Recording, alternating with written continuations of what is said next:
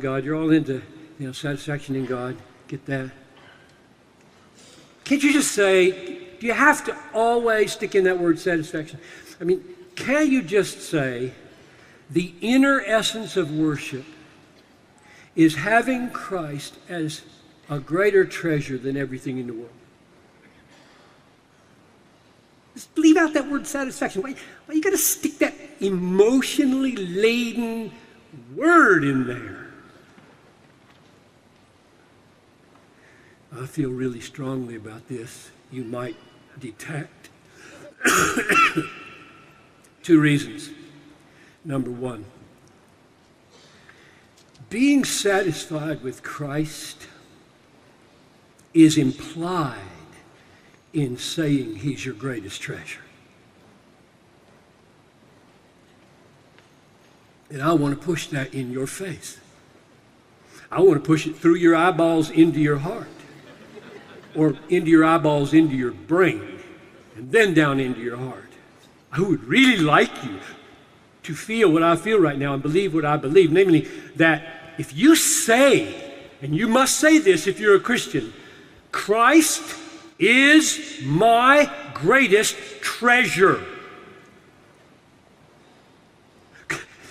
Jesus said, he who loves mother or father more than me is not worthy of me, and he who loves son or daughter more than me is not worthy of me. Period. You're not a Christian if you love your mother or your father or your children more than you love Jesus. And that's an affectional love. That's not a duty love. That's not a sacrificial love. That's an affection. How do you feel about your kids? I love my kids. Yes, you should. And Jesus, 10,000 times more.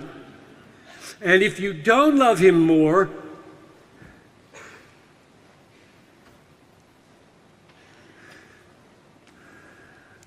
so, my first reason for using the word satisfied is because it forces this issue.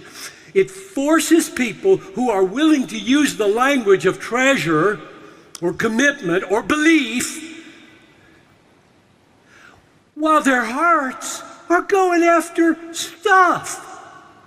Or you can watch it. You just watch them. Watch their lives.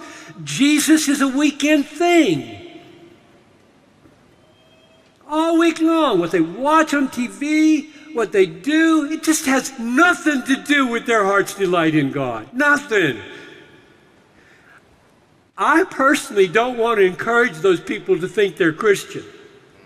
My life commitment is to talk about the Bible in such a way that fake Christians feel fake. So that they can be saved. So many churches are just coddling them, just constantly coddling them. It's going to be okay, it's going to be okay. He's a God of love, God of love. They're not Christian. Their hearts are not made new. They love other things more than they love Christ. They think if they walked that aisle or signed that card or did some few things, they're in. I've just talked to so many of these people. So that's my first reason. It really is implied in the language of faith or the language of treasure that you are satisfied in Jesus more than everything else. Here's my second reason, and this is a review from this morning's session. Do you remember the 1-verse parable? The kingdom of heaven is like a treasure hidden in a field, which a man found and covered up, and then in his joy, he goes and sells all that he has to buy that field. Now you might think, it would be very paradoxical, odd, if a person sold everything they had to have the kingdom, but they didn't do it with joy. That happens, folks. That happens. Okay, tell me what I need to do. Need to sell some stuff. Got it. I'm selling some stuff. How much should I sell? Well, Zacchaeus, half. Or rich young ruler, all of it. Okay, got that. That's not what he says. The kingdom of heaven, when the kingdom of heaven takes hold of you, and the king is revealed in the rule of the kingdom, as the treasure hidden in the field, you don't just sell your stuff. You are happy to sell your stuff. That's what it says.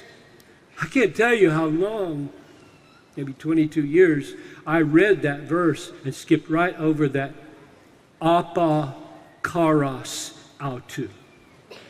From his joy, he sold everything he had. You sell your stuff for Jesus without joy, plenty of ascetics in the world are going to go to hell. Sit on top of statues for 30 years. Leave everything they have. It's not what it says. So, I use the word satisfy to make that unescapable. I'm slamming the door every chance I get on your escape from that. I'm slamming the door on anybody saying, well, you don't really need to feel satisfied in God as long as He's your treasure. That's nonsense. God knows it, you know it. Treasure doesn't mean anything. It's just a word without your heart. I love you more. You're more precious. So, review. The inner essence of worship is experiencing Christ and all that God is for us in Him as a more satisfying treasure than everything that death can take and life can give. That's the inner essence of worship. To be a Christian is to be born again into that. That's what happens when you become a Christian. Your heart shifts off of preferring the world to preferring Christ. That's the meaning of new birth. That's the meaning of conversion. To live the Christian life in all of its practicalities is to act out of that. And where people are not acting out of that, I don't think what they're acting is the fruit of righteousness.